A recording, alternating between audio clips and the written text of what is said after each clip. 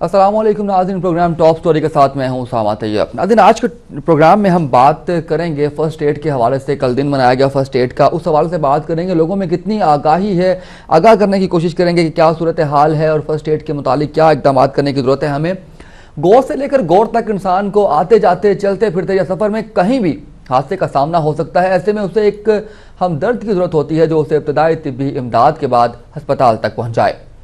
सिर्फ एक इंसान ही क्या, अगर किसी मखसूस इलाके के लोग नागहानी आफत का शिकार हो जाते हैं तो उन्हें भी बेशुमार ऐसे हमदर्दों की जरूरत होती है जो इन इब्तदाई तौर पर ट्रीटमेंट करने के अलावा उन्हें शदीद हालत में महफूज तरीके से अस्पताल भिजवा सकें।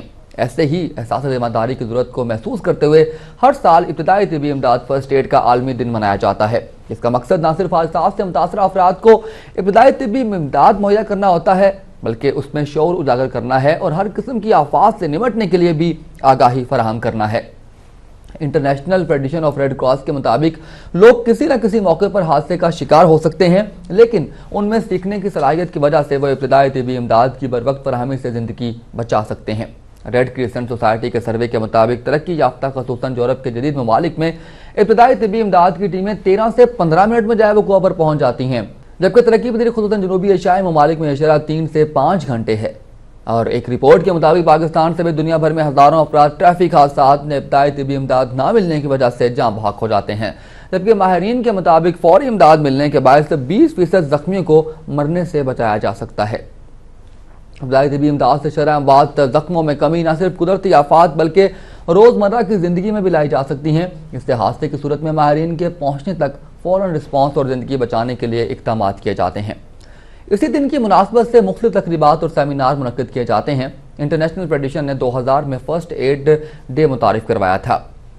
रेड क्रॉस और उसके झेली इदारे दुनिया भर में इस दिन की अहमियत को उजागर करने के लिए मुख्तलिफ प्रोग्राम मुनक्किद करते हैं ताकि रोज़मर्रा की ज़िंदगी या हादसात की सूरत में ज़िंदगी बचाने और इब्तदाई तिब्बी इमदाद की अहमियत को उजागर किया जा सके।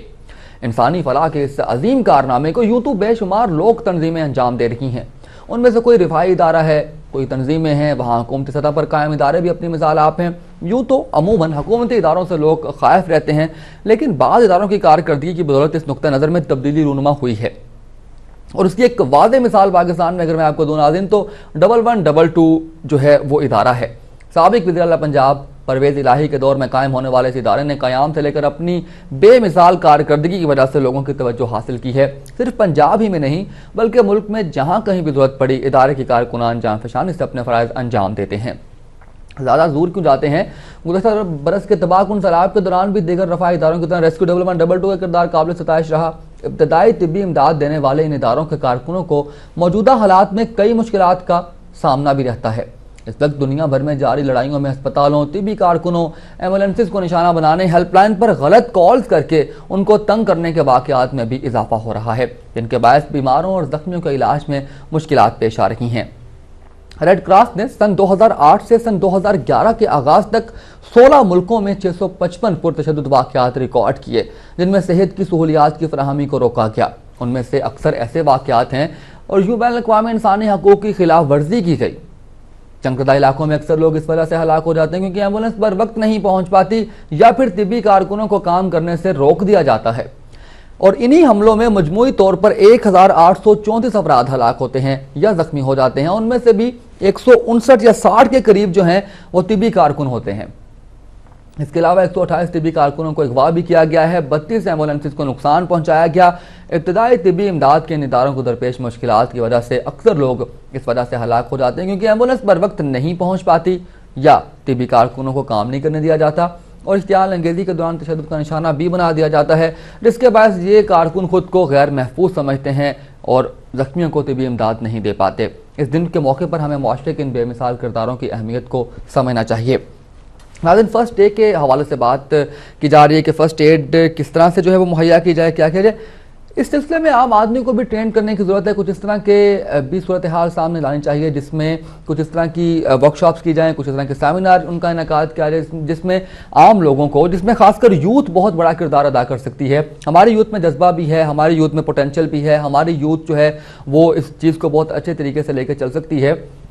तो यहाँ पर ज़रूरत इस समर की है कि ऐसा इदारा होना चाहिए जो यूथ को आम लोगों को, आम आदमियों को मुख्तलिफ दफातर में, मुख्तलिफ ऑर्गेनाइजेशंस में वहाँ पर ऐसी ट्रेनिंग करवाई जाए कि फ़र्स्ट एड फौरी तौर पर मुहैया की जा सके। क्योंकि अभी मैंने आपको एक रिपोर्ट के मुताबिक बताया कि तकरीबन 20% लोगों की जान बचाई जा सकती है अगर आप फर्स्ट एड उनको फौरी तौर पर मुहैया करते हैं। और पाकिस्तान की जो सूरत हाल है इस वक्त, उसमें आप देखें कि दहशतगर्दी का सामना है, बम ब्लास्ट होते हैं, फायरिंग होती है, इस तरह के वाक़यात होते हैं। तो कुछ ना कुछ ऐसे इक़दाम हों कि वहाँ पर जो आसपास लोग मौजूद हैं वो किसी किस्म की मदद कर सकें। और हादसात तो रोज़मर्रा का मामूल है, रोज़मर्रा की चीज़ें हैं। आप सड़क पर जाते हैं, आप इवन पैदल हैं, साइकिल पे हैं, मोटरसाइकिल पे हैं, रिक्शे पे हैं, गाड़ी पे हैं, ट्रेन पे हैं, जहाज़ में हैं, किसी भी जगह पे हैं, आपको हादसा आ सकता है। हादसों को हम नहीं रोक सकते इस तरह से, लेकिन उन पर जो ज़ख्मी हैं उनकी जान बचाई जा सकती है। और ये इसी तरह से मुमकिन है जब हमें फ़र्स्ट एड के बारे में इब्तदाई जो तिबी मालूमात हैं वो हमारे पास मौजूद होंगी। पाकिस्तान की एग्जाम्पल के हवाले से मैं बात कर रहा था, मैं दहशतगर्दी की बात की है, उसके अलावा कुछ कुदरती आफात हैं। सन 2005 का जब ज़लज़ला आया तो उसमें लोगों ने जिस तरह से बढ़ चढ़ के काम किया, जिस तरह से मुख्तलिफ इलाकों से यूथ उठ के गई, पाकिस्तान के हर इलाके से उठ के आज़ाद कश्मीर इस्लामाबाद में गया और वहाँ पर जाकर फ़र्स्ट एड पहुँचाने की कोशिश की गई, इमदादी सामान भी लेकर जाया गया। तो ये बड़ी अच्छी एग्जांपल्स हैं। और हमारे तो मज़हब में ये बात कही गई है कि मुसलमान कौम एक जिस्म की मानद है, अगर एक हिस्से में दर्द महसूस होगा तो पूरी कौम को, पूरे जिस्म में दर्द महसूस किया जाएगा। एक हदीस का मफहूम कुछ यूँ है। तो इस सिलसिले में अब हमारी ये जिम्मेदारी भी है सोसाइटी के लिहाज से भी, मजहबी लिहाज से भी, कि हम अपना किरदार अदा करते रहें। तो इसके लिए उसके बाद 2005 के ज़लज़ले की बात की, फिर आप 2010 में आप देख लें किस तरह से जो है वो सैलाब आया, उसमें भी लोगों ने बढ़ चढ़ की कोशिश की और ज़्यादा से ज़्यादा ज़िंदगियाँ बचाने की कोशिश की है। उसके अलावा जो है वो अभी इस साल, अभी इन्हीं दिनों में अगर आप बात करें तो इस दफ़ा भी ज़लज़ला जो है वो आया हुआ है। सिंध के हालात आपके सामने हैं, बदीन में क्या सूरत हाल है, ठट्टा की क्या सूरत हाल है, वहाँ पर ज़िंदगी मफलूज होकर रह गई है, वहाँ पर भी ज़रूरत है। अब चीज़ यहाँ पर यह है कि लेकिन कोई इदारा ऐसा नहीं है जो ट्रेन कर सके आम आदमी को, आम लोगों को ट्रेन कर सके। हर इंसान के पास एक फ़र्स्ट एड बॉक्स होना चाहिए, उसको जो इब्तदाई मालूमात हैं कम अज़ कम तिब के हवाले से वो मालूम होनी चाहिए, ताकि इस तरह का कोई हादसा हो, किसी किस्म की कोई मसला सामने आए तो उनको जो है वो कर दे जाए। उसके बाद एक और चीज़ है, जंग के दौरान जो जिस तरह का रवैया अपनाया जाता है कि तय तिबी इमदाद नहीं मुहैया की जाती, जो भी रज़ाकार वहाँ पर मौजूद होते हैं उनको रोक दिया जाता है। कुछ इस तरह के इंटरनेशनल रूल्स बनने चाहिए, बल्कि मौजूद हैं, उन पर अमल होना चाहिए कि अगर जंग हो रही है तो उसका मकसद जो है वो सामने रखते हुए चाहिए ये कि आप इब्तदाई तिबी इमदाद फ़र्स्ट एड जो है वो पहुँचाने की वाहन कोशिश की जाए। इसी बात से हम आज के अपने इस प्रोग्राम में बात कर रहे हैं।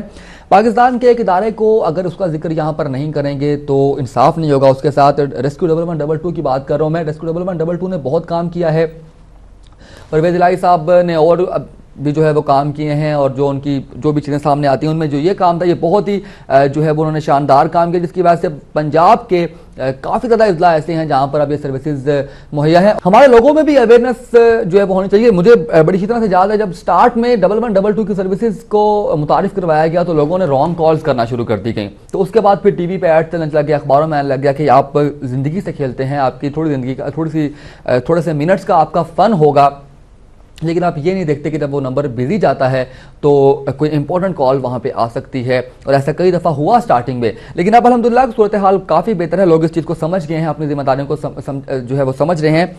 मीडिया का भी किरदार यही बनता है कि हम लोगों को जो है वो एजुकेट करें, लोगों को बताया जाए, सूरत हाल उनके सामने रखी जाए, हम अपना फ़र्ज़ पूरा करने की कोशिश कर जाएँ। गवर्नमेंट को ये चाहिए कि वो इस तरह के कुछ प्रोग्राम उनका इनेकाद करवाया जाए, कुछ इस तरह के प्रोग्राम मुनक़िद करवाए जाएँ जिसमें बताया जाए कि फ़र्स्ट एड के हवाले से कौन सी चीज़ें ज़रूरी हैं। इसी पर मज़ीद भी बात करते हैं, लेकिन यहाँ पर एक ब्रेक लेंगे, हमारे साथ रहिए।